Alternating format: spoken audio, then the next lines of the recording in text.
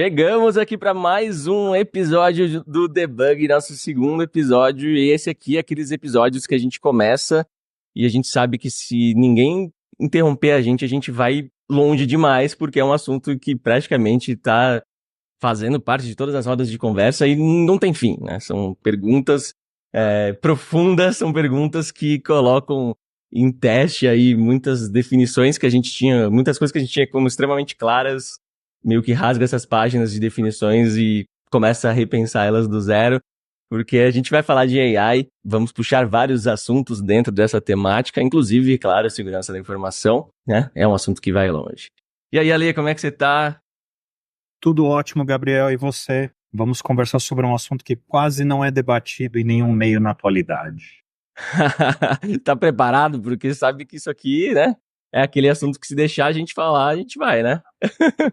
Tô preparado e tô ansioso também para ver o que vai acontecer durante o Summer Hacker Bootcamp e tenho certeza que a gente vai se encontrar novamente para trazer algumas novidades de lá e gravar um outro episódio também relacionado a esse assunto. Olha só, não, já que você já deu esse spoiler e comentou desse assunto, conta um pouquinho aí pra gente do que vai rolar.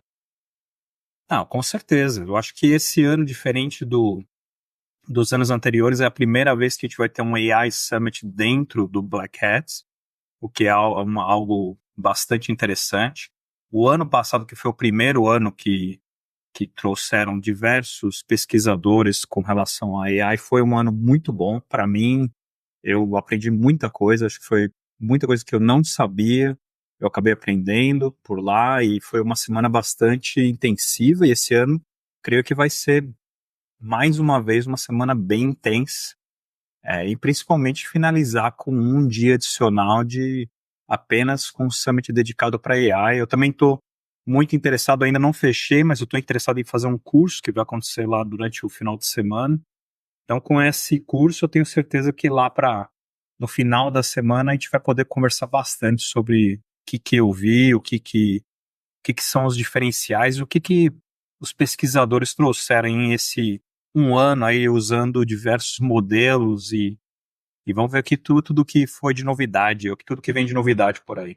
Tanto na parte ofensiva quanto defensiva, né? Animal demais. E esse movimento de ter esse evento de AI dentro de uma Black Hat, ele diz muito, né? Diz muito do momento que a gente tá vivendo. Acho que pra quem tava achando que AI era só mais um hype, um marketing momentâneo, acho que é algo que realmente vem pra ficar, vem pra redefinir muitos conceitos, e inclusive dentro de segurança, e ter esse evento aí realmente representa muita coisa dentro de uma Black Hat, e eu tenho certeza que o conteúdo deve estar animal. Eu sempre que vem surgindo esses modelos novos, né, esses conceitos novos dentro de hacking, tipo prompt injection e tudo mais, eu sempre fico, nossa, próxima leva de eventos, né, próximo mês de agosto certamente vai vir quente com Zero Days, com novas técnicas surgindo nas talks. Eu sempre fico ansioso por agosto. Esse ano eu acho que vem muita pedrada interessante aí. Eu não tenho a menor dúvida, né? O ano passado já foi surpreendente, né, em relação por exemplo, a criação de malware e o que os pesquisadores utilizaram, né, e quais eram as outras ameaças que eles não tiveram tempo, por exemplo, de explorar. E eles lançaram vários papers bem interessantes em relação ao assunto, tanto na parte defensiva quanto na parte ofensiva. Só que eu acredito que esse ano já vimos que não é uma hype, vários produtos, e a gente também está vendo, sei lá, no meu grupo, e eu tenho certeza que outros grupos já começam a explorar muito mais os modelos que com vamos dizer, aplicações e novas possibilidades que no início ninguém, na verdade, sabia, né, o que iria ser, né? Se iria ficar só naquela interface entre o usuário e a API, ou se a gente ia realmente conseguir aplicar tudo aquilo nos workflows de trabalho. E eu acho que a gente já está vendo esse retorno acontecer, né? Vários tipos de aplicações e desenvolvimentos que são bastante úteis aí para o nosso dia a dia.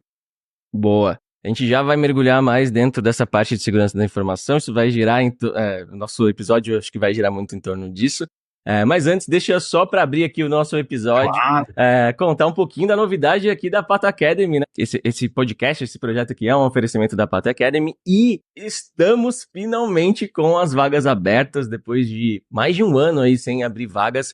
As vagas estão abertas, então se você quer estudar hacking com a gente, quer desenvolver sua carreira dentro de segurança da informação, de hacking ético, aprender sobre vulnerabilidades, mais sobre esse mercado, cola com a gente em pato.academy, garante a sua vaga lá. Lembrando, foi mais de um ano aí sem abrir vagas, então aproveita o momento, chega junto da gente, já entra no Discord e vamos trocar ideia pra gente acelerar aí o seu desenvolvimento nessa área. E eu vejo vocês nas aulas lá, hein? Então, vamos que vamos falar um pouquinho mais sobre essa parte aqui, então, da AI dentro de segurança da informação. Aliás, até um pouquinho antes disso, deixa eu te perguntar, Ale, se a gente fosse falar assim de AI de forma bem geral, né? Já que a gente tá falando assim, não é hype e tudo mais. Tá, a AI tá aí. Você vê como algo positivo? Você vê como tem chance de trazer, de dar ruim em algum momento? Daí a gente vê as pessoas criando aquelas teorias de que a AI vai dominar tudo, de que, enfim, exterminador do futuro e tudo mais. Você acha que é uma mudança... Cara, de fato, quando a gente tá falando, vai mudar muita coisa, muda muito do que a gente tá acostumado dentro de tecnologia. Se a gente for parar para definir entre prós e contras, entre bom e ruim, essa mudança ela é positiva? Como que você tem encarado essa chegada aí, essa transformação? Eu tenho encarado de maneira positiva, né? Mas eu sou um cidadão que sempre vê tudo por um lado positivo, né? Por um prisma positivo. Então, naturalmente, essa é a minha tendência, né? Se pode dar ruim no futuro, bom, aí seria a gente fazer um exercício de futurologia que não é o caso aí dessa conversa aqui. Mas no meu ponto de vista, eu acho que tem muita, como toda e qualquer tecnologia, inteligência artificial trouxe um novo paradigma, né? E esse paradigma vai trazer, obviamente, novos desafios, mas certeza que vão trazer outros benefícios, né? E benefícios ao qual, quando a gente fala de segurança da informação, são extremamente importantes, né? Então, acho que da maneira como vai ser aplicada a tecnologia, eu acho que toda e qualquer tecnologia tem um lado positivo e negativo. E ela sempre vai ser aplicada para o lado, vamos dizer, para gerar valor e também para gerar valor de uma maneira não benéfica à sociedade.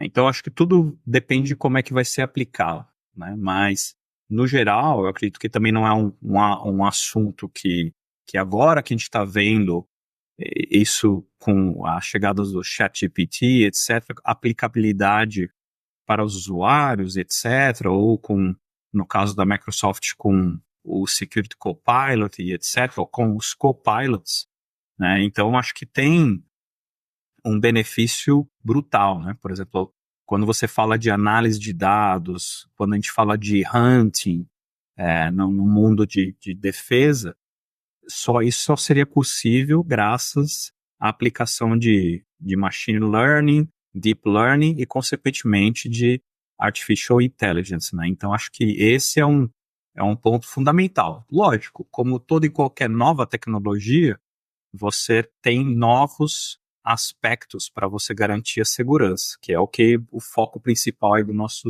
das nossas conversas. Então, nesse aspecto, eu acho que tudo depende como as empresas que estão liderando esse mercado, como é que elas se dirigem.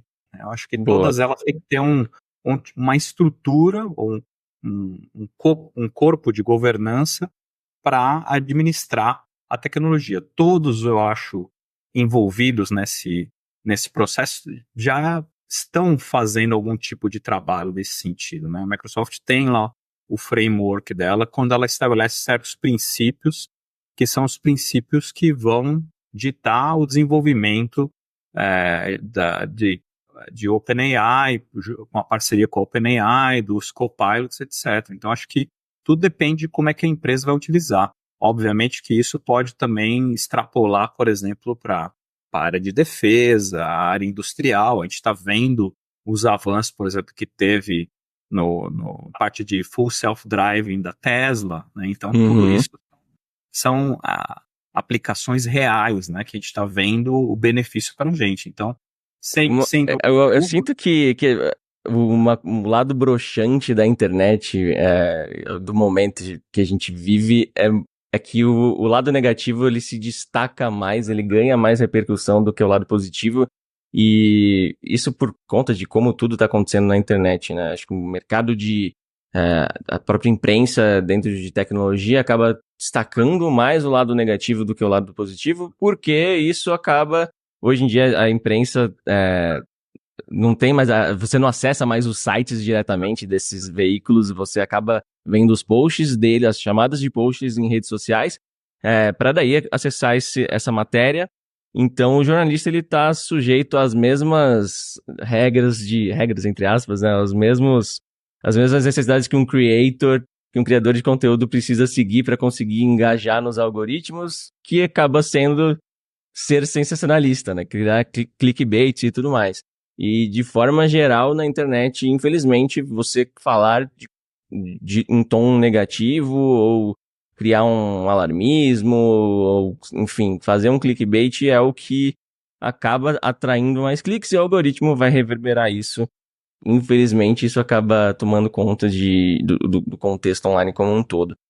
Então, eu acho que o que é uma pena, né? Porque esses meus anos criando conteúdo na internet sobre hacking, sobre segurança da informação, eu falo, obviamente, bastante de golpes que estão acontecendo na internet, de falhas que estão sendo exploradas, mas... Porque óbvio, a minha área de atuação é a área que eu gosto de estudar, que eu me desenvolvi, mas eu sempre tento deixar um disclaimer do tipo, cara, antes disso, tudo, eu sou um apaixonado por tecnologia, eu incentivo o uso de tecnologia, não entendam isso aqui como, é melhor a gente ir para uma caverna, não usar tecnologia, para você não estar, não estar vulnerável, né, para você não se submeter a essa situação.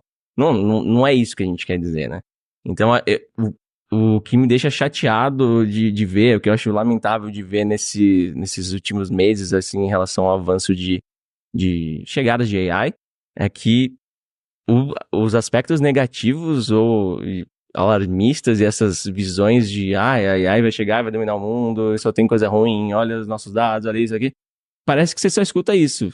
E você não escuta, sei lá, as pesquisas que estão usando AI para desenvolver, sei lá, vacinas, para desenvolver curas de doenças. Isso não ganha tanto hype, né? Tanto share, tanta visualização quanto você falar que, sei lá, que a AI vai desligar vai tomar um data center, vai dominar o outro e eles vão desligar o sistema elétrico, vão tomar os humanos para si, vão controlar os humanos a partir disso e daquilo. Sabe, esse lado é muito mais reverberado e as pessoas que não têm acesso a toda a parte de papers, enfim, de realmente ver os bastidores da coisa, elas criam a sua opinião em cima desse tipo de conteúdo, então naturalmente elas desenvolvem uma aversão à tecnologia e acabam achando que o ideal é a gente frear a coisa só e que a gente tá regredindo e tal, quando a gente não tá, né? Agora, óbvio, nosso papel, nossa filosofia como alguém de segurança é pensar esse é o advogado do diabo que vai pensar no que pode dar errado. Eu acho esse exercício perfeito, né? Então, como, sei lá, vai sair um software novo usando AI para, sei lá, um Copilot. Pô, vamos pensar no lado negativo disso, vamos pensar em como isso pode expor os dados, a privacidade. Eu acho esse exercício fundamental. Agora, será que é esse exercício mesmo que está sendo feito, né, quando estão discutindo por aí? O que eu mais vejo é que, na verdade, estão só criando um medo nas pessoas para ganhar engajamento com isso, né? Mas, enfim, como alguém da área de segurança, a gente tem sim que fazer esse exercício de pensar nos riscos, no lado negativo que as coisas possam tomar. Agora, você estava falando, né, que isso já é pauta, né? Isso desde do desenvolvimento de AI lá atrás, já existia essa pauta de ter esse controle, de ter um rumo mais seguro, isso é fundamental. E falando em AI lá atrás, né, acho que você começou a falar também de uso de AI para a área de segurança, correlacionar logs, né, eventos como algo defensivo. Acho que vale pontuar que, né, a AI realmente não é a chat GPT para frente, né? A AI já é um recurso extremamente utilizado. E se a gente for falar dentro de segurança da informação, a parte de eventos, de correlacionar eventos, logs, informações, é algo que, se não tivesse AI, não existiria, né? Você Sem consegue dúvida. pegar mais pontos, assim, de onde isso já, de certa forma, sempre existiu aqui dentro de segurança e tal? Bom, primeiro eu queria fechar um ponto que você abriu que é bastante interessante, né? Quando você falou sobre a sociedade e etc., a gente vive um pouco na era da pós-verdade, né? Então isso só amplificou com a história de inteligência artificial, porque você tem que ler um artigo e você tem que aplicar, né, o teu pensamento crítico para determinar, bom, o que que eu levo desse artigo que eu estou vendo.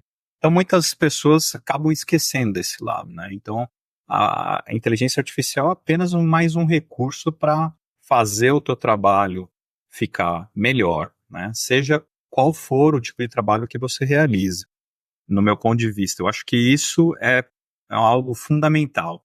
Lógico que muita gente, como você falou, como existe o lado da pós-verdade, então o que vai acontecer é que você vai focar no engajamento. Então, o que é que chama atenção? O que vai chamar atenção é aquilo que gera uma polêmica, né? Que mexe com a emoção das pessoas. E acho que é isso que a gente está vendo nesse momento.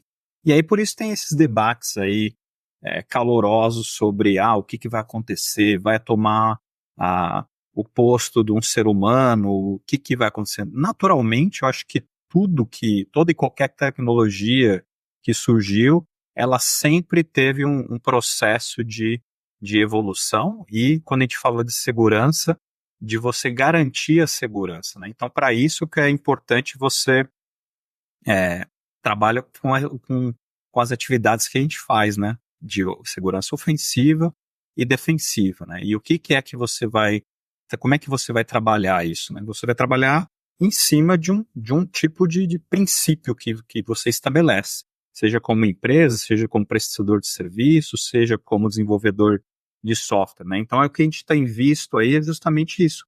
Essas empresas trabalhando e liderando esse processo para entender o que elas têm que fazer para garantir a segurança, né? A segurança, que o modelo seja justo, que o modelo garanta a privacidade e a segurança dos dados, que seja inclusivo, que seja transparente, porque nada mais importante do que você ter transparência, né? Porque quando você tem transparência, você elimina toda aquela parte de ficção, né? Então, assim, o que vai acontecer? Será que o exterminador do futuro vai chegar, vai dominar, né? Então, acho que Exato, tudo não é isso. só. Você não tá se pautando só no discurso do marketing. Tipo, Exato. você tá dando recurso para você conferir de fato, né? Exato. Então, acho que tudo isso resulta em algo que é justamente a responsabilidade, né? A responsabilidade de quem está utilizando e de quem está desenvolvendo. E, lógico, como você vai aplicar aquilo, né? Então, acho que tivemos várias aplicações aí, né? A gente lembra lá das partidas de xadrez do Kasparov com a máquina lá, acho que era o Big Blue, né, da IBM e etc. Então, assim, ali era o começo de alguma coisa, e que hoje está sendo bem útil, né? Então a gente tem lá a chegada dos agentes de AI, como é que isso, o ChatGPT, que foi assim, brutal realmente a capacidade que ele tem de fazer, mas eu acho que o que a gente está vendo é realmente a integração. Acho que essa integração tem sido fundamental. Por exemplo, eu estava comentando contigo que no meu time o pessoal começou a utilizar a análise de tráfego de burp para aí utilizando a LLM para ver se existe alguma tendência, alguma coisa que a gente possa fazer, justamente para analisar tráfego em escala e você poder fazer um tipo de reconnaissance de uma aplicação de maneira mais rápida. E quando a gente fala de escala, se isso fosse feito por um ser humano, provavelmente a gente está falando de dias ou até semanas para você analisar milhares de aplicações. Ao passo que quando você utiliza LLM, nós estamos falando de alguns minutos. Então, Eu me lembro que, né, no nossa última conversa, você comentou no primeiro episódio sobre. A gente tava falando sobre. Como a Microsoft tem um monte de deploys de recursos o tempo todo e como que isso passava nas mãos do seu time, nas mãos de segurança como um todo. E você falou muito sobre automatizar processos ou tudo que desse para ser automatizado, né, para criar um processo que já faça a maior parte do trabalho possível, né, em relação à verificação de segurança, vocês investiam muito nisso. Eu imagino que essa parte de AI deva mudar bastante nisso, né? Deva contribuir bastante também com esse fluxo, assim, de code review, enfim, no processo de deploy. De maneira brutal, eu acho que isso está sendo visível já, mas ainda, eu acredito que a gente está ainda, vamos dizer assim, raspando a superfície com isso. Ainda tem muita coisa para vir ainda, mas mais e mais a gente tem incluído em qualquer tipo de workflow, seja ofensivo, seja defensivo, ou até mesmo de remediação de aplicação ou de serviços, né? Serviços online. Eu acho que aí é que está o grande segredo, né? Porque, sem dúvida alguma, você vai ter um benefício que é brutal. Então, acho que é aí que vem um pouco das pessoas ficarem um pouco assustadas, né? Porque falam assim, puxa, peraí, mas então quer dizer que isso aqui pode escrever um malware? Quer dizer então que isso aqui pode escrever código melhor que eu?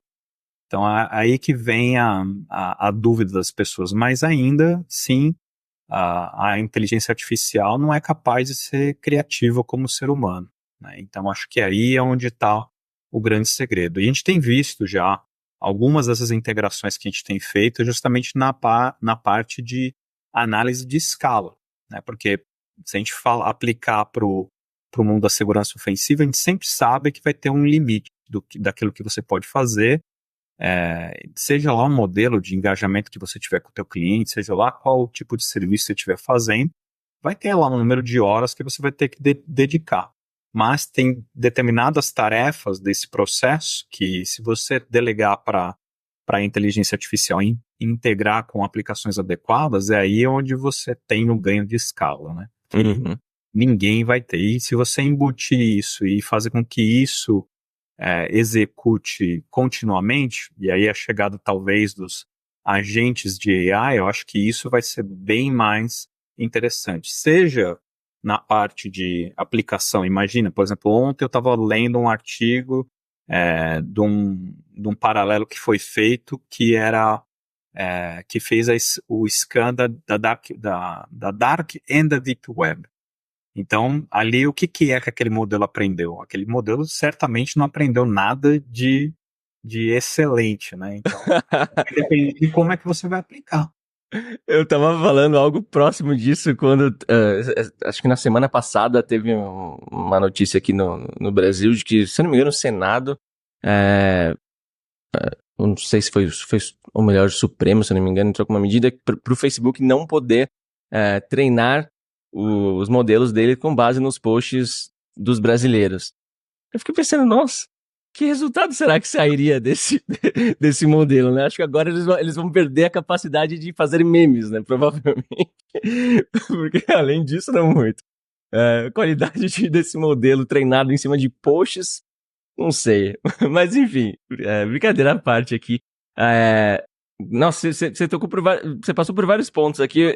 Eu quero seguir falando da parte da aplicação dentro de segurança, mas eu vou ter que interromper para fazer essa questão mais filosófica de todas, né? Que você falou, ainda existe o lado humano, criativo, que a gente não vê a AI ainda chegando próximo. Mas e quando chegar? Ou, sei lá, você imagina que possa não chegar, que vai chegar, e supondo que chegue, o que vai acontecer com a sociedade? Acho que essa é a pergunta mais sacana de todas, que é muito difícil de responder de fato. É um exercício de chutes mesmo aqui, mas a transformação nos trabalhos, que você arrisca aí? Uau, esse vai ser um exercício de futurologia mesmo. Eu acredito que não tem, para certas tarefas, eu acho que não existe substituição. Eu acho que o trabalho repetitivo, certos trabalhos repetitivos, sem dúvida alguma, eles acabam desaparecendo. Assim como foi quando a gente chegou quando chegou o computador, né? Quando a gente passou a ter o computador em cada mesa, né? Seja de trabalho ou seja dentro de casa, né? Eu lembro que eu sou da parte da época da Microsoft, que a missão da Microsoft era colocar um computador em cada mesa, né? Essa era a época do Bill Gates e essa foi a nossa missão por Que muito doido, né? E tempo. a gente pensava que isso era algo assim, extremo, que será que chega lá, né? Será que chegaremos nesse Exatamente. ponto? Hoje cada um tem dois desse no bolso, né? Exato. Então, assim, para as pessoas, todos nós carregamos um dispositivo que provavelmente é bem mais, não, é certeza que é milhares de vezes com maior capacidade de processamento do que a gente via no início lá dos anos 80 e dos anos 90, né? Quando a Microsoft, por exemplo, teve essa missão. Então, eu acho que nesse aspecto, sim, a gente, por exemplo, a gente não vê mais datilógrafos, né, como a gente via Uhum, antigamente, uhum, verdade? Né? Então a gente não vê mais os cursos de datilografia, a gente não vê mais os cursos que existiam profissionalizantes daquela época, porque alguns desses trabalhos foram substituídos e eu acho que naturalmente esse é o processo de esse novo paradigma, né? Você vê que, por exemplo, esse paradigma ele sempre ocorre, né? A gente teve o paradigma do personal computer, aí depois a gente teve o paradigma do telefone celular, a evolução do telefone celular, smartphones, etc.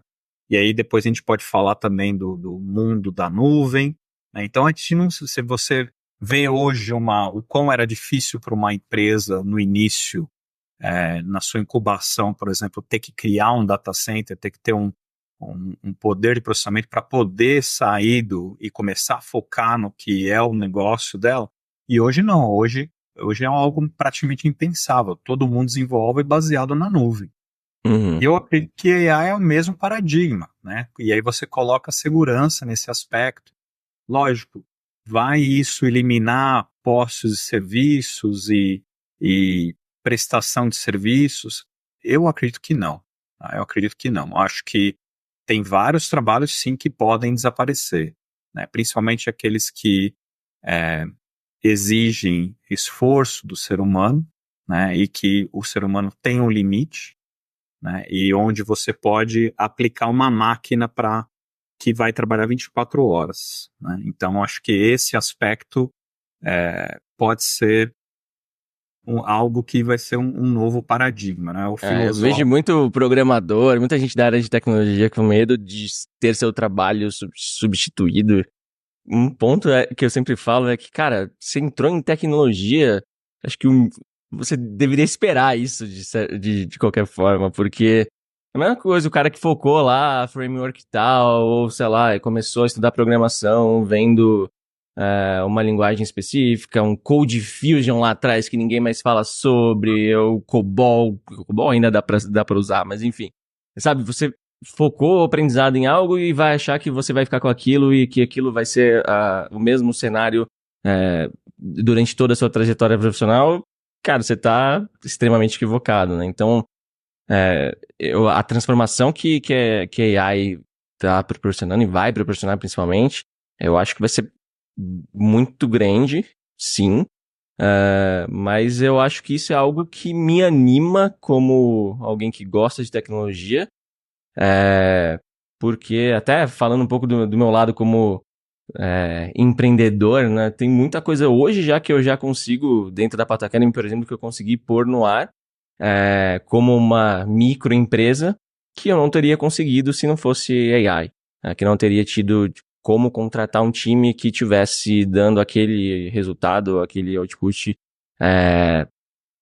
e que a AI já conseguiu proporcionar. Imagina quando tiver muito mais potente a coisa, né? Você pensa, sei lá, tem muito jogo independente que o cara é solo dev e ele faz um puta jogo legal, assim, obviamente dentro das limitações de solo dev. E você pensa que, porra, se o cara tivesse agora como AI fazendo os modelos 3D para ele, os scripts mais dos NPCs mais bem elaborados, tivesse, sei lá, uma AI cuidando da parte financeira para ele, social media e tudo mais, ele conseguiria produzir um resultado ainda melhor dentro desse sonho dele de solo dev, de fazer aquele projetinho específico que ele tinha em mente. Então eu acho que isso proporciona... Putz, pra mim isso é lindo de ver, porque você tem muitas coisas que, sei lá, era o sonho do Gabriel, era a visão do Gabriel, e que eu não teria condições, não teria capacidade de realizar, e que com AI eu simplesmente...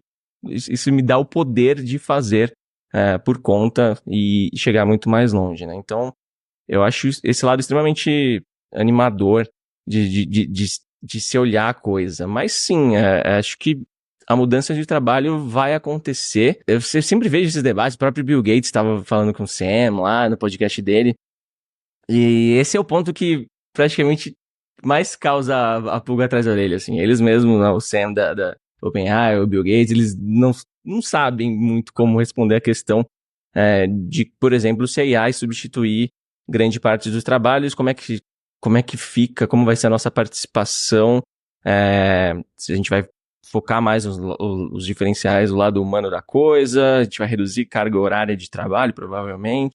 Mas, de fato, acho que o ponto mais impactante em termos de transformação de sociedade e que é mais difícil de se exercitar aí para tentar pensar em É o que bem vai difícil. rolar. É bem difícil prever isso, porque assim, tem várias escolas e várias linhas de pensamento diferentes, né? Uma delas, por exemplo, acho que eu li recentemente sobre isso essa semana, com o próprio Elon Musk falando de que, de repente, e ele que vem de uma escola de pensamento bem diferente, ele falava que talvez seja interessante ter a implementação do que ele chama de Universal Based Income, que seria, traduzindo, seria algo como, mesmo que você não trabalhe, você vai ter esse salário, né? Você vai ter um Elon salário. Musk comunista, quem diria, hein? Queria. Então, assim, é interessante ele falar sobre isso daí, e lógico, acho que depois da pandemia, o que a gente tem visto também é que isso, todas as empresas se preocuparam muito mais na questão de habilitar mais, tirar mais, né, ser mais produtivo, e com os modelos e a inteligência artificial chegou com esse papel, assim, bem no centro, né, da história.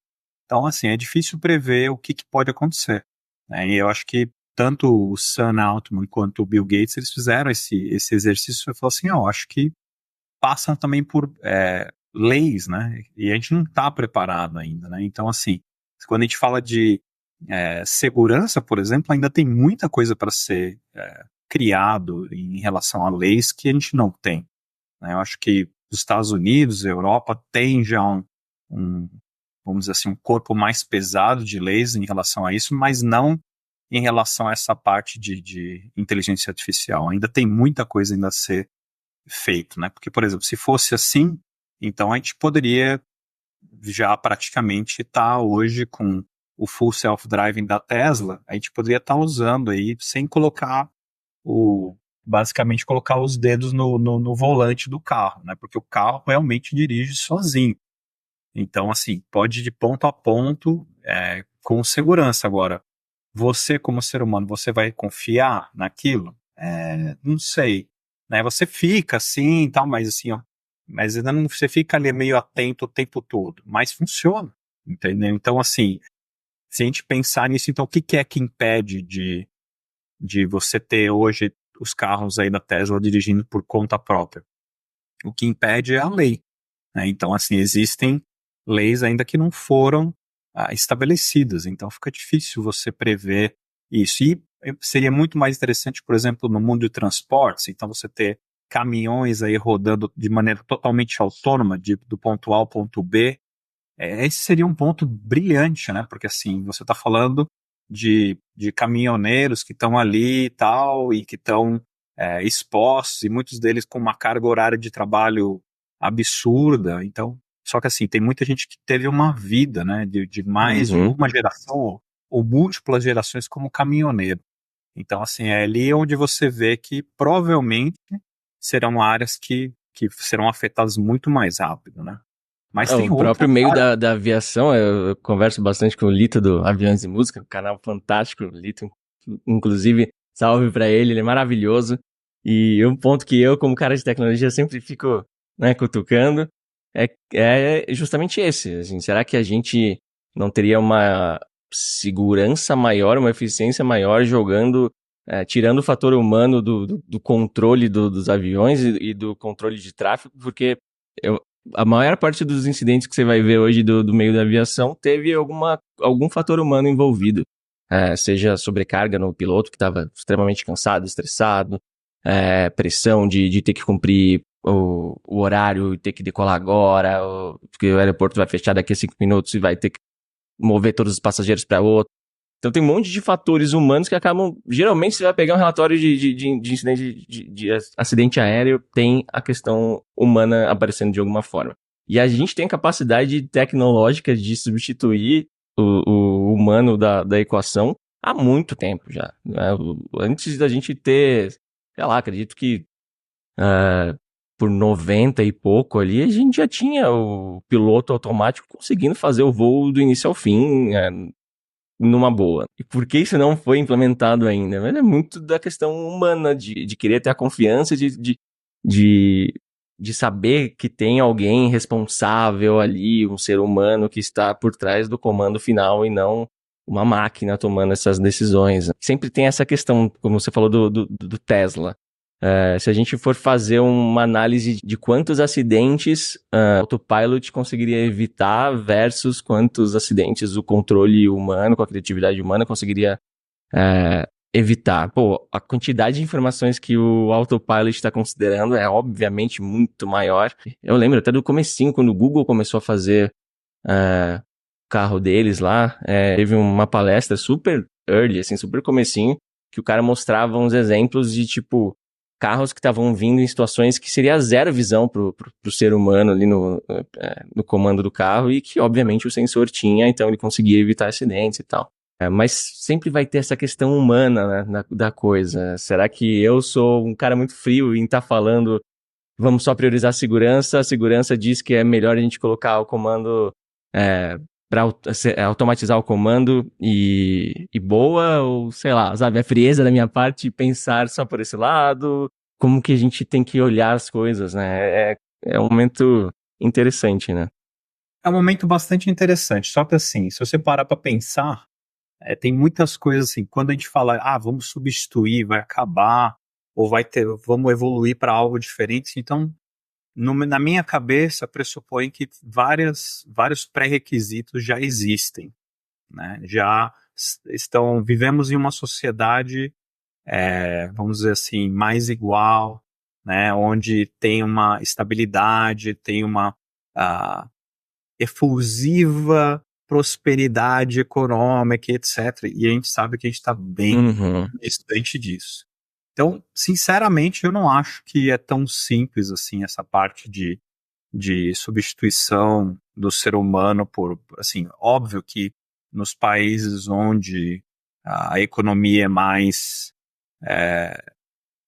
evoluída, mais estável, eu acredito que, óbvio que eles vão sempre visar a produção maior, né? O que é que eu posso fazer mais, né? Como é que eu posso ganhar mais? É o lucro, né? O lucro ali. Agora, eu não acredito que isso aconteça sem você analisar uma série de outros fatores, né? Dentro dessa discussão, que é quais seriam os trabalhos que seriam afetados e como é que você atua, né, nessa parte. Então, a gente sempre falava na época do computador, era a história de você ter acesso à educação, né, você fazer um curso de computação, né, que foi provavelmente uma das razões pela qual eu acabei entrando no mercado de trabalho. Meu irmão desistiu de um curso da chamada Data Center, que era algo que você acho que provavelmente nunca ouviu falar, e a Data Center ele desistiu desse curso e esse curso acabou vindo para mim. E aí eu fui fazer meu curso lá de Lotus 1, 2 e 3, DBase, COBOL, e assim, isso por quê? Porque ele se via na função de como um contador de querer aprender um pouquinho mais sobre computação. Não o fez e ele passou para mim, e aí foi o começo da minha história, por exemplo, nessa área de informática, de ganhar um computador, etc. Então, a mesma coisa se aplica para AI, né? Quais são os novos trabalhos que vão ser substituídos, né? Existe uma estabilidade econômica mundial? Não existe, né? Existe mais inovações? Sem dúvida, a gente vai ter mais inovações e mais empreendedorismo como parte dessa evolução de inteligência artificial. Como as coisas, elas são interligadas, de fato, né? A gente fala do nosso lado do desenvolvimento tecnológico, mas existe uma questão social por trás. O quanto um deveria interromper o outro no sentido de... eu lembro de ter acontecido um movimento muito forte de frear as pesquisas de AI ou o desenvolvimento de novos modelos e tudo mais, por N razões. E uma delas era justamente o receio da transformação social que teria, né? Mas aí eu sempre fico me perguntando o quanto o lado científico precisa realmente acertar o timing com o lado de respostas sociais, enfim, de momentos da sociedade. Entende o meu ponto aqui? Eu tô jogando... Não entendo, mas eu pergunto para você não acha que isso seria um pouco utópico, por exemplo, quando veio essa conversa de vamos colocar uma pausa em todo e qualquer desenvolvimento? Então você vai falar para todas as grandes empresas de tecnologia assim, ó, parem seus desenvolvimentos para a gente pensar como é que a gente cria um corpo de regulação para o desenvolvimento seguro da inteligência artificial. Então, você acredita que esse seria a melhor resposta? Primeiro que eu acho isso sempre uma grande piada, né? Com todo respeito aos meus amigos do meio jurídico, é impossível você querer determinar...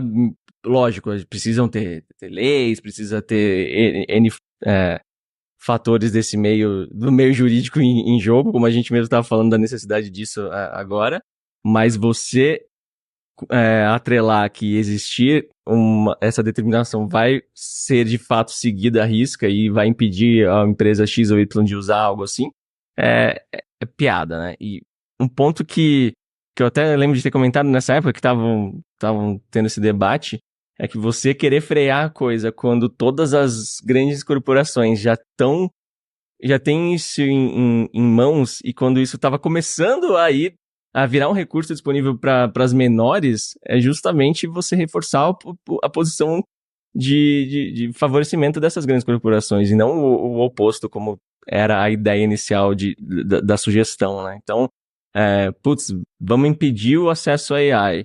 Você está impedindo para quem estava tentando chegar lá e se desenvolver, porque quem já tem, já tem. E então esse distanciamento só aumentaria, né? Quem tá no topo seguiria no topo ainda mais. Então não é questão de vamos frear, vamos cancelar e pronto. É como se, sei lá, a gente chegou num ponto de desenvolvimento tecnológico e vamos parar porque esse é o desenvolvimento tecnológico ideal e por aqui a gente vai ficar. É um pouco complicado de se pensar. Mas eu adoro essas questões, mas elas de fato, né? Como eu falei no começo do episódio, a gente não tem respostas, a gente tem mais perguntas aqui, né? Exato, a gente tem mais perguntas, mas assim, não acredito que nem o intuito básico de qualquer corporação é visar o lucro, visar a inovação e criar mais valor para a sociedade, para as empresas que estão utilizando a tecnologia. Então, assim, na minha concepção foi algo um pouco distópico, né? Totalmente, Porque né? não tinha lógica alguma, né? Você fala assim, nós vamos pausar para discutir. Então tá, né? A gente vai discutir com quem? Né? Vamos discutir entre as empresas de tecnologia, vamos discutir entre as empresas de tecnologia e a sociedade, ou vamos discutir entre as empresas de tecnologia, a sociedade e mais os políticos, né? Que são responsáveis pela criação de algumas leis, né? Então, assim, basicamente a gente nunca iria evoluir, né? Porque essa combinação simplesmente iria levar tudo a uma parada infinita, né? Porque vai ser difícil chegar a um consenso, né? Então, Pois é. não acredito que isso iria beneficiar ninguém, né? Então, acho que agora o que a gente vê é justamente essa corrida, a corrida de, ó, olha aqui, a gente tem essa tecnologia, como é que a gente garante a segurança? Como é que vai ser o movimento de dados? O que é que a gente tem que se preocupar? Qual que é o impacto ambiental? Qual que é o impacto no mercado de trabalho? Né? Qual é o impacto no mercado de estudos, né? Das universidades? Então, peraí, o cara tem que escrever um paper, mas o paper, na verdade, é escrito pela inteligência artificial. Que tipos de mecanismos eu coloco em jogo agora, justamente para garantir que o aluno está fazendo a pesquisa que ele tem que fazer e está se dedicando o mínimo, né, em escrever um documento. Né? Então, Quem tem dera se na minha época de colégio tivesse um chat GPT, hein? Nossa, não seria tinha nem incrível. Wikipedia na minha época. Wikipedia já seria incrível. Putz, tinha que ficar vendo enciclopédia na biblioteca. Chat GPT teria feito diferença. Muita diferença, muita diferença. Então, assim, por isso que eu digo que eu acho que essa evolução sempre teve, né? Quando você tem esse salto, vem uma série de outros movimentos que seguem, né, esse processo de evolução e naturalmente a gente vai evoluindo. Em conclusão, nesse aspecto, eu acredito que vai substituir? Não, mas certamente você vai ter aqueles que usam a inteligência artificial, aqueles que não usam, né? E como essa vai ser o grande diferencial, né? E creio eu também com a chegada dos agentes, né? E agora vamos ver como vai ser esse novo release da Apple, né? Que tem falado bastante da integração com o OpenAI e com a integração com o iOS. Né? O Windows já foi lançamos aí, a Microsoft lançou novos laptops que já é totalmente integrado com AI já está embutido dentro do Windows, né? Então a mesma coisa vai acontecer com a iOS. Então você vai ter um agente no teu bolso de AI. E aí vamos ver quais são as features que a gente vai ter aí para ajudar a pessoa no dia a dia, né? Como você falou. Boa. Se tem tantas outras aplicações que fica o benefício eu acho que é muito maior do que você parar e discutir o que deve ser feito, porque o volume de aplicações são incríveis. Bom que essa parte ia ser só um parênteses que eu ia falar, né? Que eu fiz aquela primeira pergunta sobre substituir os trabalhos lá atrás e olha como a gente. Como não dá, né? Como não é só uma resposta simples e cá estamos. Mas beleza, eu vou até voltar aqui pro ponto que a gente tá falando sobre aplicação em segurança e aproveitar que você falou dos agentes, você falou dos agentes lá atrás também, quando você tá falando, mencionando aplicações dentro de segurança. Então você está acreditando que os agentes é um tópico mais quente agora como aplicação dentro de Red Team, Blue Team, dentro da dinâmica de segurança ofensiva também? Como que você tem visto esse recurso sendo utilizado? Quer dizer, ainda é algo em desenvolvimento, né? Mas como que que você tem apostado nele? Eu acredito que tem bastante aplicação, a gente está vendo bastante resultado. Eu vou te dar um exemplo de um projeto que todo verão a Microsoft recebe o que a gente chama de programas de internship, né, que seria o programa de estagiário, e ele vem para um período de 3 meses para fazer um projeto. Né? Normalmente a gente determina qual que vai ser o escopo do projeto, o que é esperado, e etc. E a pessoa vem para o internship e faz aquele projeto. E um caso interessante que foi desse que aconteceu essa semana, inclusive, foi que a gente entregou um projeto e essa pessoa falou assim, olha, eu nunca fui desenvolvedor. Né? Ele trabalhou com segurança ofensiva, mas ele falou, nunca fui desenvolvedor. Mas vou me arriscar nesse projeto. E aí o que aconteceu é o seguinte, ele utilizou o Security Copilot e o GitHub Copilot para escrever o código para fazer a integração que ele queria e atingir o resultado. Conclusão da história era que a gente esperava mais ou menos 3 semanas e basicamente em uma semana, menos de uma semana, ele já conseguiu fazer o projeto, já ter vamos dizer, a prova de conceito já pronta. Então, Animal, né? É muito, esse isso é muito legal. é o exemplo que a gente está vendo. Então, assim, incorporar isso no teu dia a dia, né? Você ter o tal do sounding board, né? Ó, tô com esse pensamento aqui. Aí você coloca um texto e ele te desafia, ou vai lá e você faz uma pergunta e ele te retorna. Então, acho que a mesma coisa vai ser para os agentes, né? Porque você vai ter agentes, no caso de segurança da informação, você vai ter provavelmente agentes dentro do processo de desenvolvimento que vão gerar respostas. A gente tem um processo bastante interessante de desenvolver um sistema que justamente faz a recomendação já para o developer. Fala assim, ó, a gente cria as regras, alimenta essas regras, e aí quando o developer está lá no IDE dele escrevendo o código, já fala assim, ó, isso aqui é suscetível a uma vulnerabilidade X. Então, aí ele clica e ele já vê a recomendação. Animal. E aí, Eu vi um. outra ideia é a gente Desculpa. fazer o auto-PR já para ele também. A gente pode fazer o auto-PR. Ou, inclusive, bloquear o check-in de certos códigos vulneráveis. Então, Isso é aí é uma animal. aplicação que eu tô vendo. Isso é animal.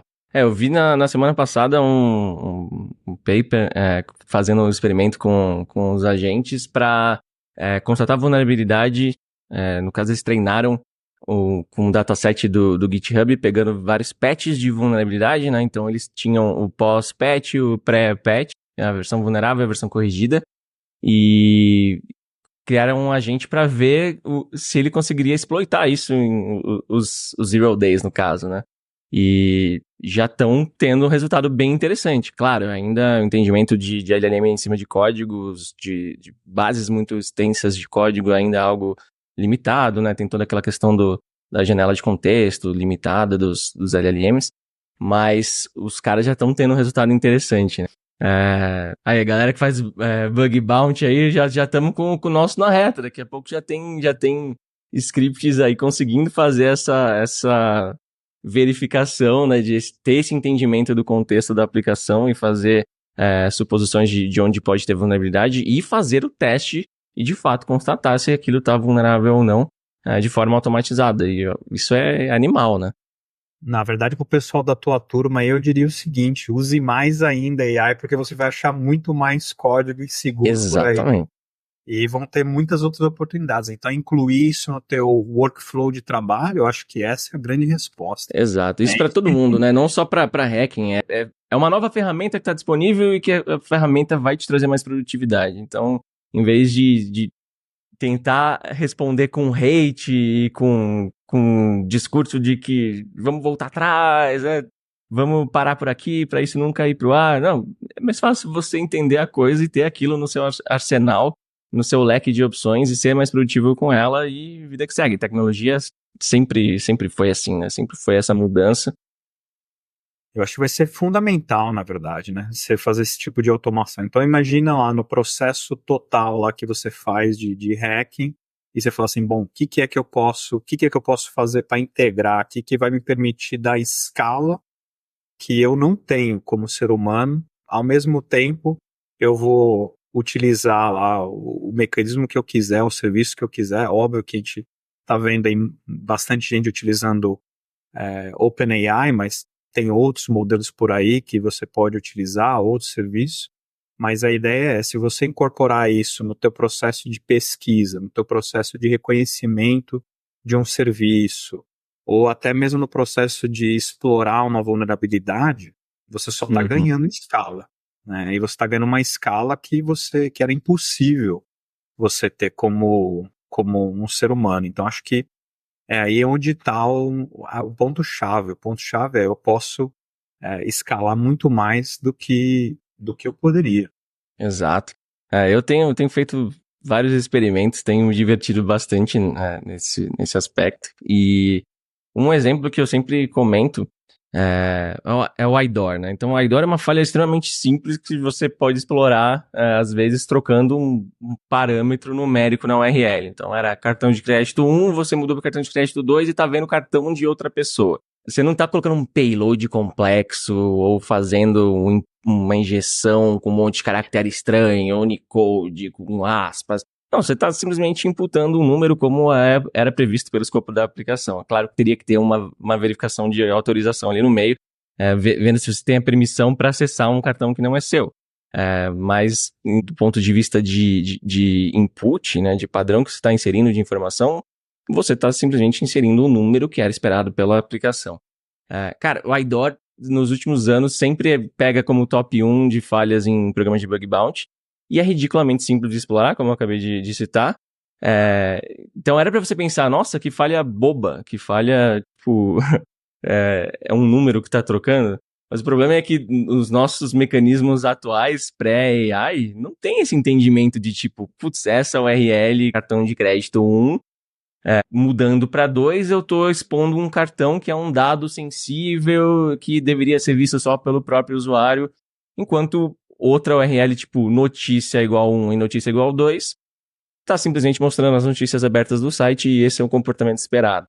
Então, o código, o nosso if-else que a gente aplicava até então, tem muita dificuldade, é muito difícil você ter esse entendimento do contexto na hora dos testes automatizados, enquanto com AI agora sim a gente consegue ter esse contexto sendo fornecido e isso muda muita coisa, né? Inclusive para, sei lá, você vai fazer um Web Application Firewall que começa a perceber que tem dados sendo respondidos para um determinado usuário que está fora dos padrões e que você pode trigar um alarme porque ele pode estar exploitando algo. Então tem várias utilizações que ter o contexto que a AI vai compreender ali, te fornecer, vão fazer diferença nas implementações, né? Isso é bem animador nesse meio. Não, bastante animador. Eu acho que tem muita oportunidade ainda para ver. Eu tô mais ainda motivado na parte defensiva também, né? A gente tem falado bastante da parte ofensiva aqui nesse contexto, mas assim, eu tô bastante motivado em relação à parte defensiva também. Dá um exemplo aí do que você... Detecções, né? Eu acho que aí é o ponto-chave, né? Acho que já tinha lá em 2017, 2016, mais ou menos, já tinha algumas tecnologias onde analisava o comportamento, né? Então, essencialmente, você capturava tráfego, mas certas ações do usuário, e aí lá na parte central o database fazia aquela correlação e provavelmente jogava um alerta para o administrador lá da rede, etc. Falava assim, ó, alguém está tentando fazer esse tipo de atividade na tua rede. Lógico, isso tudo funciona bem quando você tem lá um agente distribuído. Nesse caso, a gente estava falando de algo que rodava dentro dos domain controllers, né? Mas quando a gente fala de serviços online, eu acho que tem muito mais sendo envolvido, né? Então, você tem o comportamento da aplicação, você tem tráfego de rede, você tem a interação com o usuário. Então, é ali que eu acho que vai ser o ponto-chave, né? E existe algum tipo de possibilidades onde você, assim como no avião, que você faz a manutenção preditiva, né? Para você, de maneira concreta, você tomar uma ação em nível global para uma rede ou para uma nuvem específica e falar assim, bom, eu detectei esse tipo de situação e isso aqui é uma prevenção que eu posso fazer para detectar esse tipo de comportamento, seja malicioso ou não. Então, Isso é animal. o exercício contrário, né? Então, também poderia fazer, eu posso gerar uma disrupção completa, né? Um DDoS, porque eu mandei alguma coisa e a inteligência artificial entrou num loop. Então, acho que ali é que estão os pontos-chave.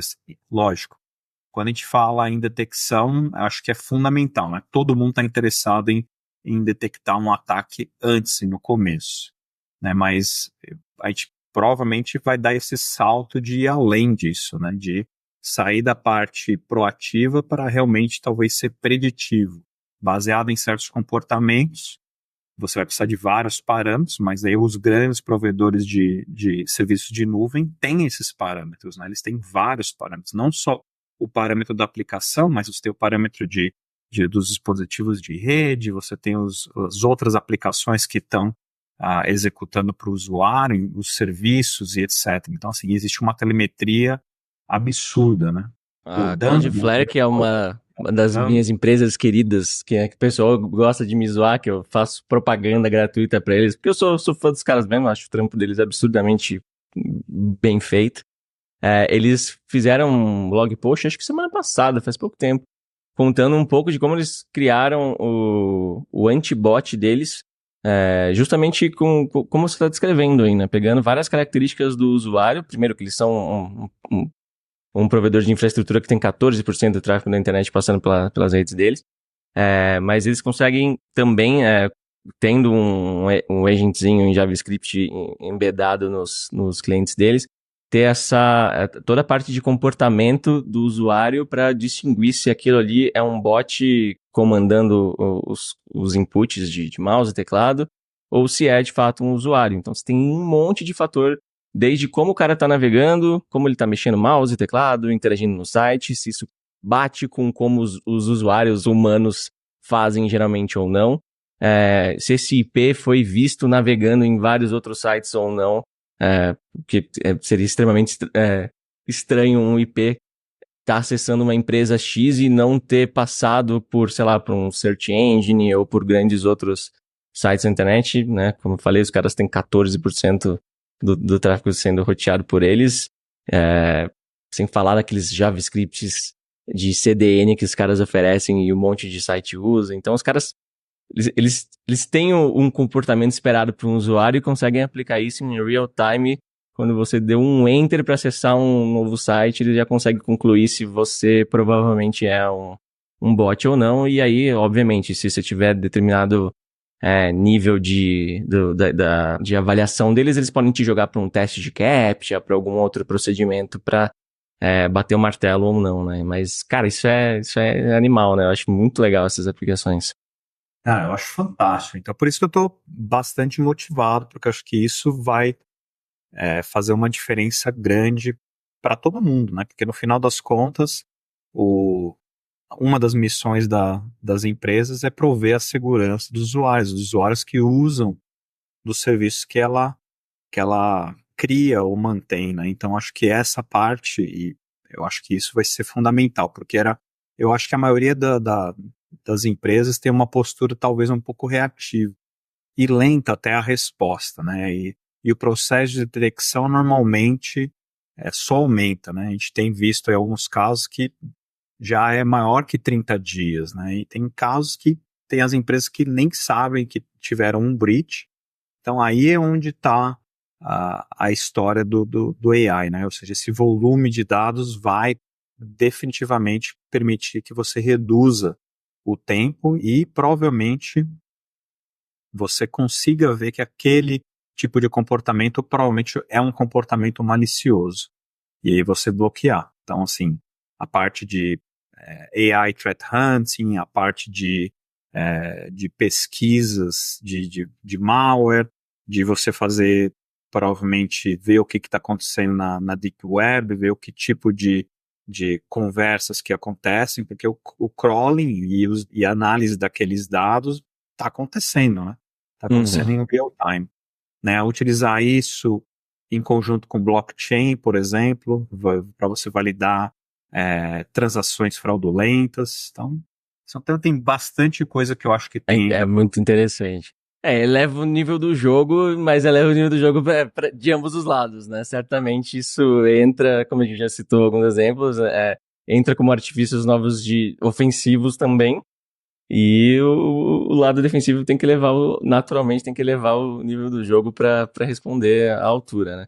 Mas eu também sou realmente muito fã desse lado da aplicação para o lado defensivo.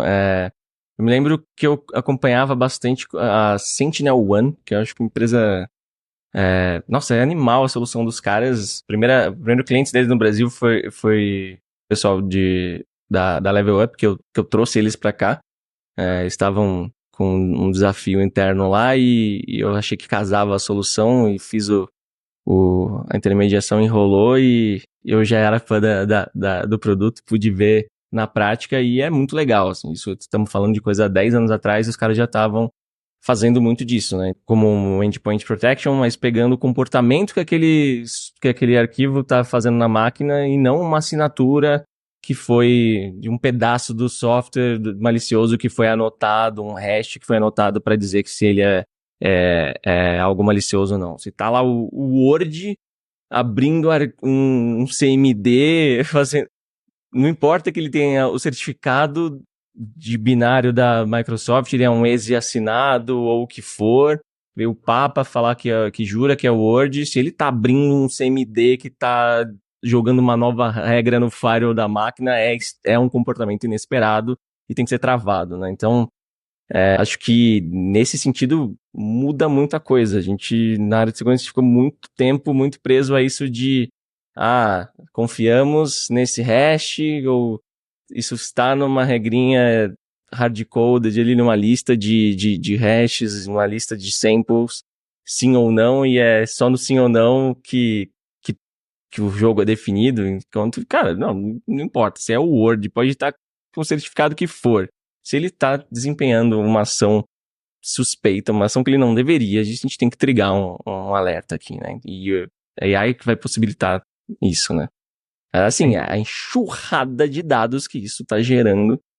Pensa em cada bináriozinho sendo executado, cada clique que você está dando está gerando um monte de chamada de API do sistema operacional. Isso tudo está sendo logado para que em algum lugar se conclua se aquilo é malicioso ou não, de forma rápida o suficiente para conseguir killar o processo, ou travar ali o que está em andamento a tempo, né, de não ter um dano ali no sistema. Isso é muito doido de se pensar em termos de infraestrutura, em termos de esforço computacional, né?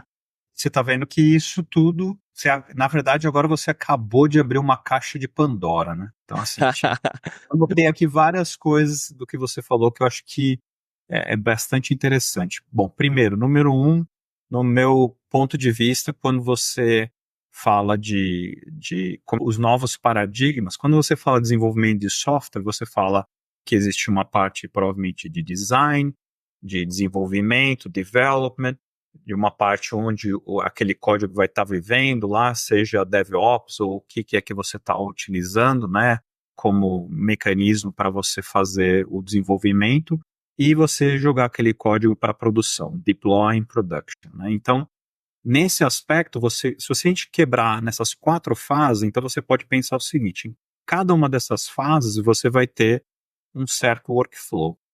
E nesse workflow, ou naquela conjunto de tarefas que você vai executar, você provavelmente vai ter algo ofensivo ou defensivo, né? Então, aí é onde vem a criatividade dos seres humanos, né? Então, e também vai ter um aspecto que provavelmente em cada uma dessas fases você vai gerar algum tipo de remediação também.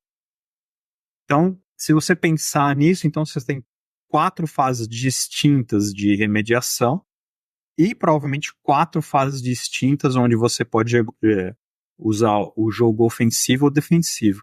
E até interessante porque você falou do caso da SentinelOne, o caso que a gente tinha a solução que eu estava me referindo, que era não existe mais, ela foi migrada, era uma solução on-premise, e era uma solução muito boa, só que lógico, ela também tinha aquelas falhas, e volta ao teu ponto, porque como ela estava executando só no domain controller e na estação de cada um dos usuários, então você tinha o quê? Você tinha pontos provavelmente cegos, né? Você não está totalmente coberto. Agora, quando a gente está falando de grandes provedores, né? Então você está falando assim, existe login para tudo, né? Existe telemetria de aplicação, de dispositivos, etc. Então você fazer aquela correlação em escala vai ser um jogo para pouco, né? Porque como você falou, eu lembro que eu comentei com você lá na abertura da Blue Hat, por sinal, obrigado aí pelo convite, a Lei e Microsoft aí por terem me convidado para a Blue Hat, foi animal a experiência de ter ido participar lá. E na abertura teve uma apresentação bem Blue Team mostrando Putz, era sobre vários aspectos de Blue Team, de Thread Hunting e tal, com vários produtos que vocês utilizam. E eu que sou o cara que sempre fui Red Team, eu olhei aquilo lá e falei, cara, é legal jogar esse jogo do Blue Team quando você tem todos esses recursos. Do tipo, ai, nossa, que será que quais máquinas devem ter aberto um processo tal que fez tal chamada para o sistema operacional entre meio-dia e 35 e meio-dia e 37 e você dá um enter e ter toda essa visão e aí poder fazer mais queries e tal. Porra! Geralmente, eu já passei por situação de você querer puxar o log do servidor web e ele não existir. E você falar que você tem um log de cada endpoint nessa profundidade, assim, de dados, cara, é muito interessante. Então, assim, Blue Team realmente tem um trabalho muito interessante, mas precisa ter essas cartas da manga aí. Realmente é um esforço computacional absurdo, mas é aquilo, é elevar o nível do jogo, né? E eu acho que também tem um outro lado também que se abre nisso, que entra com os desafios também, né? Porque quando você fala em escala, então você está falando de privacidade de dados, né? A segurança desses dados. Então, assim, peraí, mas o usuário está onde? Está no Brasil, está na Europa, está nos Estados Unidos? Então, onde é que eu vou armazenar, né, esses dados?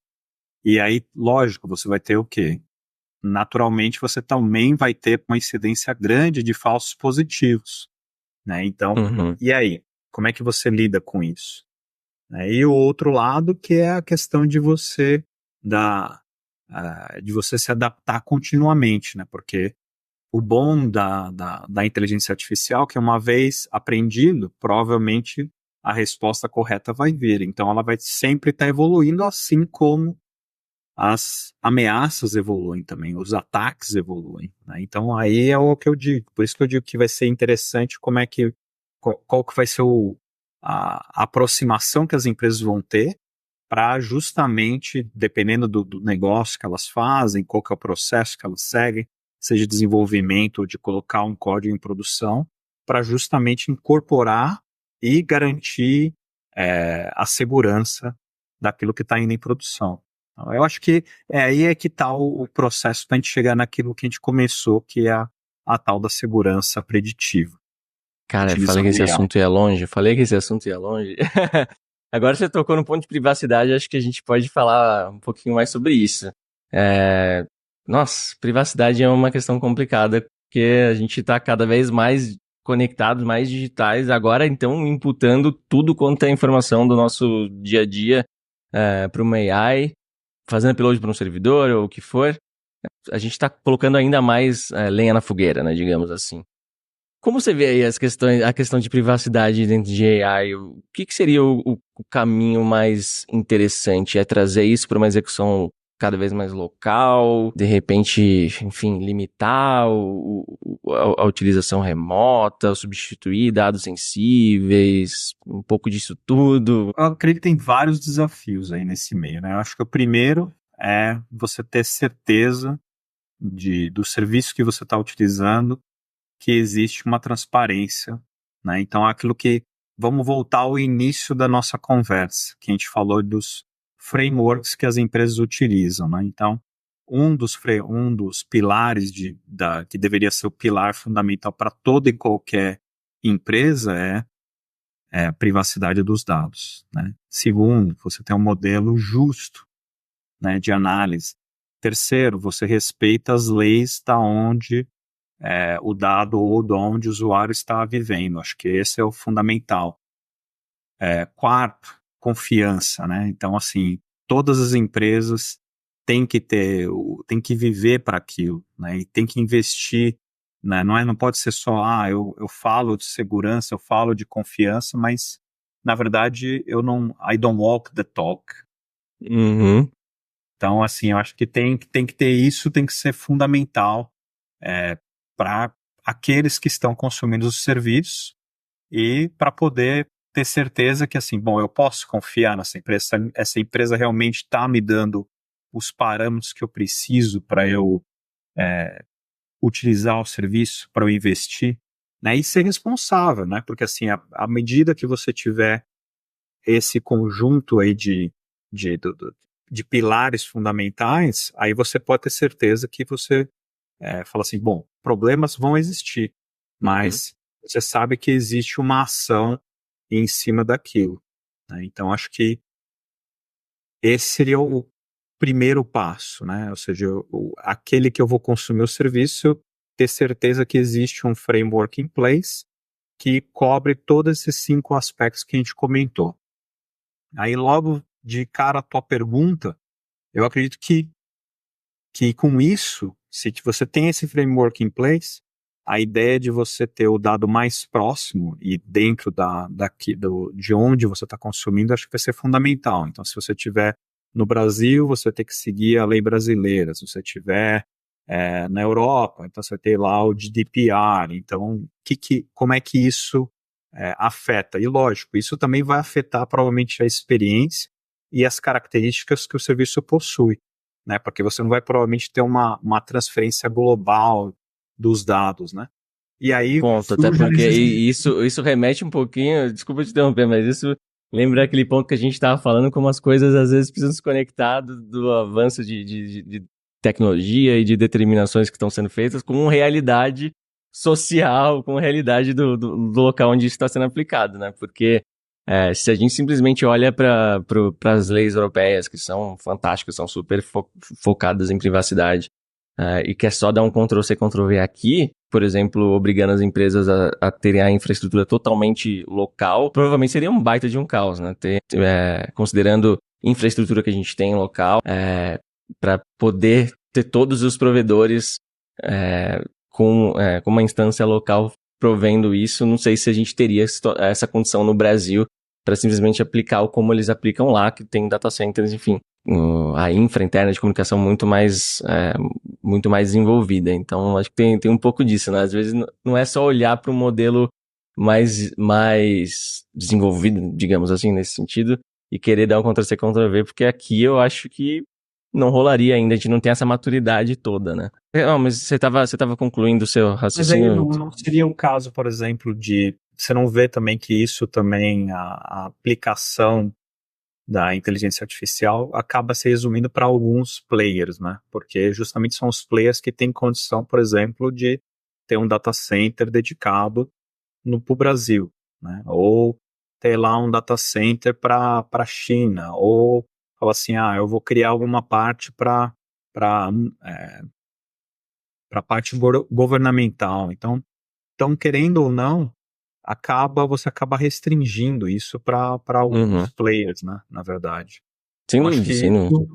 eu acho que esse é um lado fundamental. E lógico, seja lá o player que você investir, ele vai ter que também lidar, porque a quantidade de dados envolvidas é brutal, né? Então, e para você armazenar, e como é que você garante a segurança daquela informação, né? Como é que você garante que o modelo, por exemplo, não foi o que eles chamam lá de poison the model, né? Ele não envenenou o modelo, né? Que você envenenou o modelo de tal maneira que o modelo está te dando uma resposta incorreta, que não é justa. Então tem vários aspectos aí. Esse aspecto é muito complicado mesmo. Você estava falando da importância da transparência. Hoje eu não sei se a gente tem condições de dar a transparência, até porque nem quem está desenvolvendo sabe direito como tudo aquilo funciona, né? A própria OpenAI já falou que, tipo, a gente não tem o entendimento total de como o modelo chegou a essa conclusão. Então, é aquilo, né? Se a gente definisse uma regra de jogo muito rígida agora, a gente frearia todo o desenvolvimento e não daria para seguir, a gente simplesmente pararia tudo. Mas ao mesmo tempo é extremamente necessário que se desenvolva transparência ou novos recursos para que se chegue nessa condição de controle, nessa condição dessa clareza, né? Eu acho que essa clareza e essa transparência é a medida como as empresas informam como funciona, né? Qual que é o que existe por detrás, né? O que está sendo coletado do usuário e o que não está sendo coletado com a anuência ou sem a anuência do usuário, né? Então, acho que esses são fatores, assim, primordiais, né? E a gente sabe que tem muitas empresas que que estão coletando informação e treinando modelos, não necessariamente da maneira mais ética possível. E Agora, parte disso também é o próprio usuário que é culpado também, né? Porque nós somos criadores de dados ambulantes, né? totalmente.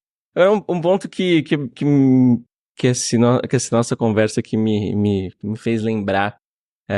Uma discussão que eu tive, inclusive, sobre Microsoft recente. Lembro daquele. Deve ter um mês atrás, quando a Microsoft anunciou Recall? Rewind. O Rewind é a startup que já existe, que faz algo similar, né? O Recall, que era o feature do Windows de gravação de tela e tudo mais. Vamos falar sobre questão de, por exemplo, de transparência. Mesmo que tivesse total transparência e tudo mais, você não concorda que ainda teria quem fosse falar que, não, mas a Microsoft, o governo, isso, aquilo. Então, você não concorda que mesmo com a transparência, sei lá, se fosse open source ou o que for, ainda existe uma questão também de marketing, meio que de identidade, de como a pessoa, de imagem aquilo está se projetando na cabeça das pessoas. Porque, por exemplo, eu lembro quando a Microsoft comprou o GitHub, né? Não sei se comprou totalmente, enfim, tinha uma parte do GitHub, que falaram, nossa, agora os projetos open source vão isso, vão aquilo. Então tem uma imagem, um preconceito, enfim, não sei qual foi o timeline que levou a isso, mas tem uma concepção que às vezes é criada, que é só uma questão de imagem mesmo, e que acaba falando extremamente alto no momento dessa pessoa concluir se ela vai considerar algo seguro para uso ou não, né?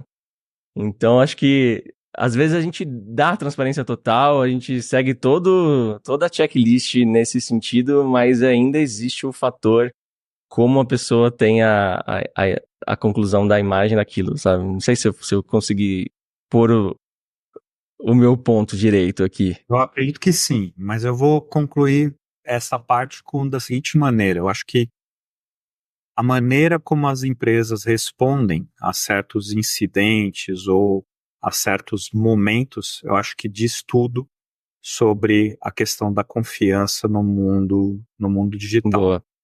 Eu acho que esse é o ponto fundamental. Então, assim, você ter certeza que a empresa, e aí eu poderia se falar de qualquer empresa, que a empresa realmente está preocupada com a questão do impacto social, está preocupada com relação à privacidade dos dados, existe uma transparência daquilo que é coletado, o que não é coletado, e isso está bem claro nos termos e condições de uso.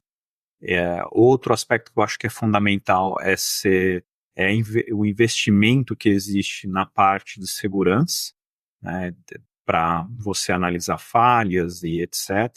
E ninguém vai ser perfeito, só que a verdade é que se você juntar todos esses fatores anteriores, eu acho que isso já gera a confiança que é necessária para que as pessoas utilizem aquilo, né? Agora, tem algumas empresas que você vê que realmente nenhum desses fatores que a gente comentou anteriormente entram no aspecto, né? Principalmente o aspecto ético, né? Uhum. E sabe da importância do impacto que certos serviços têm na sociedade. Então, acho que Gostei muito desse ponto, você levanta. Uma coisa que eu sempre falo eu prefiro ser consumidor de uma empresa que tem uma lista de problemas que já teve exposta do que a que fala que não teve nenhum problema, porque certamente essa daí só tá ocultando as coisas, ela tá mentindo pra você, enquanto a outra tá mostrando que tem um processo, tipo, ok, o problema existiu e olha o que a gente fez, olha o que a gente aprendeu em cima desse problema e olha como a gente resolveu e beleza, o que a gente amadureceu sobre essa situação. Enquanto, tipo, as outras estão falando, você tem alguma empresa falando que não teve nada, cara, ela só tá mentindo pra você.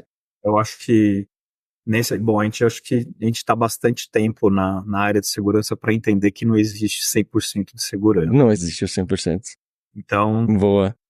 Esse fator eu acho que é o como você controla a resposta, né? Eu acho que a desconfiança, eu acho que a questão da emoção que entra nesse caso do ser humano, né, ela sempre vai existir. Né? Agora a questão é realmente algo que eu deveria me preocupar ou é apenas uma suspeita, né? Ou existem dados que realmente mostram que aquilo é algo tangível, né? E Uhum. muitas vezes não é, né? E muitas vezes não é. Então, lembra que no começo a gente falou sobre a parte de misinformation com AI e a importância de você ter uma análise crítica, né, daquilo. Até porque o modelo vai alucinar em vários momentos, né? Então, muitas vezes essa alucinação acontece porque o próprio usuário forçou aquela alucinação, né? Ou, dependendo do modelo que você está utilizando, o modelo foi treinado de maneira incorreta. Ele é feito para te responder algo e às vezes a resposta não existe, não existe a resposta precisa para aquilo e ele vai querer te fornecer um output que faça parecer que existe. E se você simplesmente aceitar, né? Eu acho que a questão de as empresas, principalmente na área de segurança, já usando tecnologia, já usando inteligência artificial ou não, elas controlam a resposta. E aí vai em cima daquilo que a gente está discutindo, que é o que existe qual é o viés que existe no modelo, o modelo é justo ou não, o que está sendo coletado, qual é a garantia de privacidade, quais são as questões de transferência internacional de dados, o dado está próximo de você ou não está próximo de você, qual que é a transparência, né? Como é que o modelo está sendo treinado. Então, tudo isso, quanto mais você informa, quanto mais informação você coloca para o usuário, eu acho que mais claro fica, menos chance você tem de gerar aquela dúvida ou uma teoria conspiratória a respeito do assunto. Boa, boa. Agora, você estava falando sobre o usuário cria muitos dados, emite muitos dados, às vezes excessivos, né? Eu acho que a gente está chegando num ponto que o nosso padrão, o nosso a quantidade normal de dados que a gente emite, ela sempre acaba aumentando. A gente está mais digitalizado, a gente está mais conectado. Pondo na prática aqui, o recall que o Windows lançou, que eu usava o Rewind, né, que é bem similar. E cara, pra mim era um recurso incrível. É um recurso incrível. Ele grava minha tela o dia inteiro, eu consigo fazer perguntas, consigo perguntar coisas de call que eu fiz, tipo, o que fulano me perguntou na call e ele resume pra mim. Eu que tenho TDAH, nossa, aquilo lá me lembrava de tanta coisa, era incrível. Eu posso voltar na timeline, ver o que eu tava vendo, perguntar, putz, qual foi o site que eu tava lendo sobre sei lá o que, o negócio logou pra mim, me conta e tudo mais. Então é um feature animal de eu ter como recurso, tipo, é um benefício muito incrível, né, que esse software me dá. Mas, obviamente, é inegável que eu estou emitindo mais dados, eu estou aumentando minha superfície de ataque, digamos assim, eu estou aumentando eu estou aumentando meu risco por ter algo que está logando a minha tela o dia inteiro. Então, eu me lembro que no debate quando a Microsoft anunciou que teria algo similar a isso no Windows, muita gente falava, tipo, mas, sei lá, se alguém te hackear, você vai ter o log disso, da sua tela sendo capturada. Isso como se a gente já não tivesse informação suficiente no sistema operacional para contar toda a história do que a gente viu ali, né? Mas tudo bem. E aí eu fico me perguntando nesse equilíbrio que a gente fala, tipo, vamos emitir menos dados, vamos reduzir essa nossa exposição, mas ao mesmo tempo sabe, eu tô tentando chegar no ponto como que a gente equilibra a coisa para que a gente evolua, para que a gente tenha novos recursos que vão nos trazer benefícios como esse Rewind me trouxe, de poder voltar na minha timeline no dia e tudo mais, e ao mesmo tempo manter uma postura de segurança, entende? Não seria. Não sei se eu tenho a resposta para isso, mas eu acredito que a solução básica para essa parte seria a retenção daquilo da informação, né? Eu acho que ele vai ser capaz de te dar sugestões à medida que ele tem aquela informação acessível, né? E à medida que você opta por falar assim, bom, esse dado eu não quero mais que seja utilizado, eu acho que dali ele não consegue fazer mais nenhuma conclusão. Deixar no controle do usuário quando ele quer que grave, quando ele não quer que grave, ele ter a ciência do que tá ali, né? Exato. Eu acho que esse é o princípio-chave, né? Porque a partir do momento que ele não tiver acesso, ele não vai conseguir traçar mais nenhuma conclusão ou te dar nenhuma sugestão mais. Muito como se fala as Alexas, né, no Google Home e tudo mais. Nossa, a minha vai responder agora aqui. Mas, assim, elas têm a capacidade de gravar áudio e de enviar isso para algum lugar. De fato, tá ali no software definido quando ele vai fazer isso ou não, né? Se a gente pudesse manter esse controle totalmente de uma forma que a gente confie, mais certamente as pessoas utilizariam mais, teriam menos a temer sobre utilizar esses devices. Eu particularmente sou fã. Inclusive, uma das coisas que eu vou fazer para essa sessão do Summer Hacker Bootcamp esse ano eu tô levando um Cloud AI Assistant para justamente escutar as palestras para poder fazer o meu relatório, né? Porque assim, sem dúvida alguma, eu normalmente fazia um relatório e mandava pro time, mas eu levava muito tempo, e aí normalmente eu tirava screenshots dos PPTs, das apresentações e fazer minhas conclusões, isso é uma área que a gente deveria explorar, a gente deveria pesquisar sobre isso e tal. Então esse ano eu decidi aproveitar isso e levar um AI Assistant para ver. O que eu tenho gravado tem sido bastante útil. Mais uma vez, utiliza OpenAI, etc. Já te lembra os reminders, mas para mim vai ser fundamental, né? Porque ele é um gravador de áudio? Ele grava áudio, Pô, isso é muito massa. Isso é muito massa. Sim, eu acho que esse aspecto, por exemplo, é um aspecto que tá aí. É um aspecto que vai extremamente útil. Então, o que eu gastaria, de repente, 2 semanas para, sei lá, 1 semana para escrever um relatório, na hora que eu chegar no hotel de volta, já tá ali, esse aqui são os reminders, tá? Eu posso colocar os meus screenshots que eu quero, e já no final da conferência eu já tenho tudo isso sumarizado e só mandar pro time e etc. Então, É isso, é isso.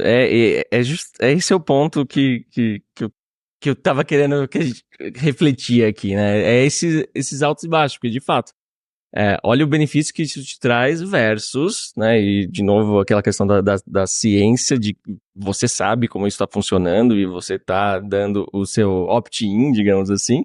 Você tá utilizando porque você quer, mas você sabe que ao mesmo tempo aquilo é um gravador que pode gravar uma conversa particular sua, que pode gravar alguma coisa que você não gostaria de ter gravado. E então, isso de novo, a gente tá num episódio que a gente faz muito mais perguntas do que a gente vai trazer de respostas, né? Mas isso é algo que me pega muito, porque sendo cara da segurança, lógico, é muito fácil a gente só vai falar, não use nada, né? Pare de usar tudo conectado, isso, aquilo. Mas olha os benefícios que isso te traz, na produtividade que isso te traz, né? Então, eu acabo indo muito mais pelo lado de utilizar, claro, de novo, com ciência. Acho que o ponto-chave aqui que a gente está concluindo é esse, de ter a ciência de como isso está funcionando, para onde isso está mandando e tudo mais. Ciente de que isso traz um certo risco, você está aumentando a sua exposição, digamos assim. Mas você tem um ganho absurdo de produtividade, enfim, de todos os benefícios que isso te traz, né? Então, a gente tá num momento curioso, né? Que isso vai acontecer em várias aplicações. Boa. Eu vou te falar que, assim, das notas que eu tinha de ideias iniciais aqui, não foi nem 10%, porque Nossa. a gente sempre prolonga muito.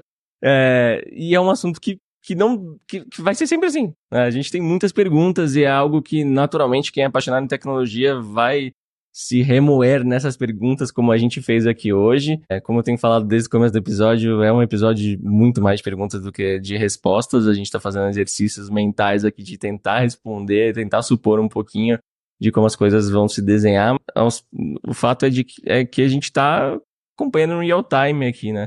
As coisas estão acontecendo de forma cada vez mais intensas e rápidas na tecnologia. Mas acho que se for deixar uma mensagem final aqui desse nosso papo pra galera, é que, né, como a gente falou, utilize tudo isso que está sendo criado e sendo lançado a seu favor, como uma ferramenta sua aí, uma carta que você tenha na manga, ao invés de tentar fazer algum esforço para evitar que isso avance, porque acho que é uma luta meio já perdida se você optar por ela, assim. Então, eu acho que quando você, como apaixonado em tecnologia, se você optou pelo mercado de tecnologia e você deve gostar dessa coisa, se encante também, vai ler os papers ou os materiais que estão saindo, experimenta as ferramentas e tal, que você vai ver que aos poucos você vai conseguir associar muita coisa no seu dia a dia e quando você ganha produtividade, não tem como não gostar da coisa, né? Eu concordo plenamente com você. E tem tantas pesquisas e tantos papers interessantes que estão surgindo que eu acho que o benefício é muito superior, né? Então, eu acredito que tem muita coisa por vir. Como você mesmo falou, tem muitas perguntas que a gente tem em aberto e exatamente isso. Eu acho que o importante da segurança é sempre saber fazer e ser curioso e sempre fazer as perguntas necessárias. Então, vamos continuar assim com a comunidade e com a Pato Academy, fazendo perguntas. Aí eu trazendo essas perguntas também para que a gente possa debater. Quem sabe eu Boa. trago mais respostas aí no próximo episódio. Nos traga, por favor. Fechamos, então? Você tem algum ponto que tenha faltado aqui que você queira comentar? Eu acho que você resumiu bem. Existia um episódio, né, acho que era do Star Wars, que os caras falavam que the resistance is futile, you're gonna be assimilated. Então é mais ou menos isso. Então, para que a gente não tem como resistir, eu acho que tem ver os benefícios que a gente tem, e a gente, como você mesmo disse, a gente tinha vários tópicos aí pra gente discutir, mas assim, tem várias outras aplicações que a gente ficou no foco de segurança ofensiva e defensiva, mas tem muito mais áreas aí que a gente não conhece, onde isso está sendo utilizado de maneira extensiva e tem um benefício brutal para a sociedade. Boa. Mas espera que antes, agora eu vou ter que te corrigir de um erro muito, muito grave que você acabou de cometer. Porque essa frase é do Star Trek, não do Star Wars. Do Star Wars. Você vai arranjar muito problema se você trocar Star Trek, porque eu sou tracker apaixonado. E essa frase que você citou, somos Borgs, que é uma sociedade, são os robôs que os Borgs, eles são uma inteligência única, robôs que eles assimilam as pessoas para virar novos robôs deles como uma única inteligência comandando tudo, e aí a frase deles é resistir à inútil, né? Você vai ser assimilado. Pois eu sou do Matrix, eu gosto do Matrix, eu gosto de toda a história, de todo o drama relacionado ao Matrix. Eu nunca fui, eu confesso que para um cara de tecnologia, eu nunca fui um grande fã de Star Trek. Eu era quando eu era menor, e de Star Wars também. Então isso eu sei que vai ser um pecado para muitos aqui, onde já se viu. Mas Star Wars eu também não acompanhei, o pessoal me dá hate por isso, mas Star Trek, principalmente a nova geração, do Jean-Luc Picard e tal, eu acompanhei assistia com meu pai quando eu era pequeno, então tinha todas as boxes e tal, então desde de nerdzinho foi algo que fez parte da minha vida, eu gosto demais, assim, aprendi bastante com eles, é muito legal. Eu lembro daquela parte, dessa parte, e isso era uma coisa que a gente, quando eu ainda era estagiário ainda, tinha um cara que era muito fã do Star Trek e do Star Wars, e ele falava muito disso pra mim. Ele falou assim, não adianta resistir, você vai ser assimilado. Boa. Foi, você tá resistindo. Vou te dar uma box te dar a box do Star Trek nova geração pra você assistir todos. São apenas 12 temporadas de 25 episódios cada uma. Tá? Vale a pena, cada um deles. Embora seja meio tosco vendo nos dias de hoje, aquelas lutas meio ridículas, mas, pô, a mensagem é muito boa. Não, mas se você parar e pensar, né, já que a gente tá falando de AI, e de coisas que futurísticas, né? A gente falar dos Jetsons, que provavelmente foi parte do pessoal que te assiste aí não sabe, mas era um desenho que justamente falava disso, né? Do assistente, do robô assistente também, tudo era funcional, tudo era preditivo, né? Você chegava na tua casa e tudo já se adaptava à medida que você andava dentro da tua casa. Tá aí, ó. Tamo rumo a isso, né? Estamos Tamo chegando. chegando. É isso. Ale, muito obrigado, irmão. Valeu por mais uma. Eu Que demais, aula, galera. como sempre, cara. Obrigado por Valeu tudo aí. demais. A Não, gente se vê na demais. próxima, então. Valeu. Valeu, obrigado, gente. Deixa o like, compartilha com todo mundo aí. A gente se vê no próximo episódio. Valeu, tchau, tchau. Até mais. Abraço.